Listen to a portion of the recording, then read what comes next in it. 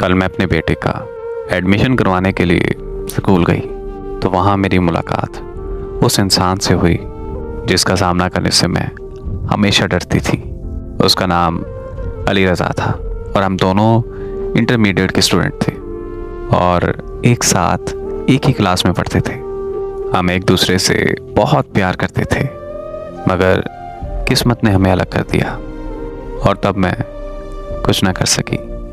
जब अली ग्रेजुएशन के लिए अमेरिका जा रहा था तो मैंने उससे पूछा कि क्या तुम वापस आओगे और वापस आकर मुझसे शादी करोगे? तो उसने कहा कि हाँ, मैं ज़रूर वापस आकर तुमसे शादी करूँगा। तो मैंने कहा कि नहीं, ऐसे नहीं, तुम मेरे साथ वादा करो कि तुम वापस आओगे। तो उसने मुझसे वादा किया कि मैं सिर्फ तुम्हारा हूँ और तुम्हारा ही रहूँगा और अपनी आखिरी सांस तक तुम्हारा साथ दूँगा।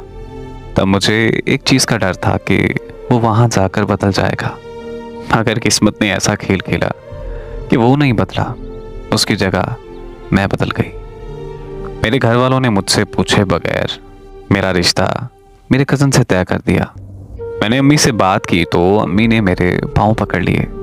मेरी अम्मी मुझसे कहने लगी कि अब इनकार किया तो हमारी इज्जत मिट्टी में मिल जाएगी। मेरी अम्मी दिल की मरीज़ा थी और उन्हें 2 हार्ट अटैक पहले ही आ चुके थे। ये जानते हुए भी मैंने अम्मी की बात नहीं मानी। मेरी वजह से घर में इतनी लड़ाई पड़ी कि मेरी अम्मी को दोबारा से हार्ट अटैक हो गया और अस्पताल पहुंचने से पहले ही मेरी अम्मी इंतकाल कर गईं। अम्मी की मौत की खबर सुनते ही मैं अपने होशो हवास खो बैठी थी और फिर जब होश आने लगा तो घर वालों ने निकाह कर दिया। अली को कुछ भी बताने का मौका नहीं मिला। जो मेरे साथ हुआ, मुझ में इतनी हिम्मत भी नहीं थी कि मैं उसको ये बताती कि मैंने किसी और से शादी कर ली है। उसने भी कभी मुझसे रब्ता नहीं किया था, तो मैं समझ गई थी कि वो भी अपनी ज़िंदगी में आगे बढ़ चुका है। इसलिए मैं अली को और अपने गुजरे कल को भूल चुकी थी और मैं अपने शौहर और बच्चों के साथ हंसी खुशी ज़िंदगी गुजारने लगी। लेकिन कल जब अली मेरे सामने आया तो मैं कांपने लगी, क्योंकि मुझे लगता था कि मैंने अली से बेवफाई की है। फिर अली मेरे पास आया और मेरे पास आते हुए मेरा हाल चाल पूछने लगा तो मैं रोने लगी और अली से माफ़िया मांगने लगी। लेकिन अली ने मुझे कहा कि मुझे पता है कि तुम्हारा कसूर नहीं था। तुम्हारी अम्मी की जब वफ़ात हुई तो ये खबर सुनते ही मैं अमेरिका से वापस आ गया।